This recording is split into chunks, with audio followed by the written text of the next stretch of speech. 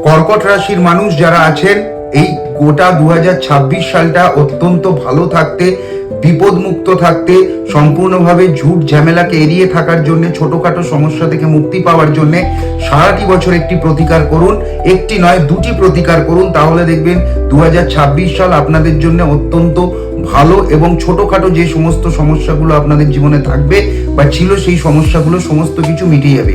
কি করবেন আপনারা কর্কট রাশির মানুষেরা 2026 সালটা সম্পূর্ণটা আপনারা প্রত্যেক সোমবার এবং শুক্রবার কোনো খাবার, কোনো জলাধারের মাছকে গিয়ে খাওয়ান। যেখানে যেখানে মাছ আছে সেখানে গিয়ে আপনারা প্রত্যেক সোমবার বা শুক্রবার নিজেদের সময় মতো যে কোনো সময় আপনারা মাছকে খাওয়ান।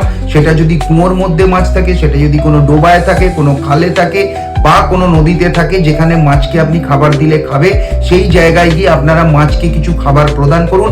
এবং গোটা 2026 সালে যতগুলো পূর্ণিমা আপনারা পাবেন, সমস্ত পূর্ণিমার দিন সন্ধ্যাবেলায় একটি মাটির কলসিতে অল্প একটু দুধ নিয়ে গিয়ে আপনার সামনের কোনো জলাধারে সেটা দান করুন। সেই মাটির পাত্র সমেত সেটি জলে ভাসিয়ে দিন। তাহলে পরেই দেখবেন কর্কট রাশির ব্যক্তি, কর্কট রাশির জাতক জাতিকা যারা আপনারা আছেন, আপনাদের সমস্ত ছোটখাটো সমস্যা আপনাদের জীবন থেকে দূরে চলে গেছে।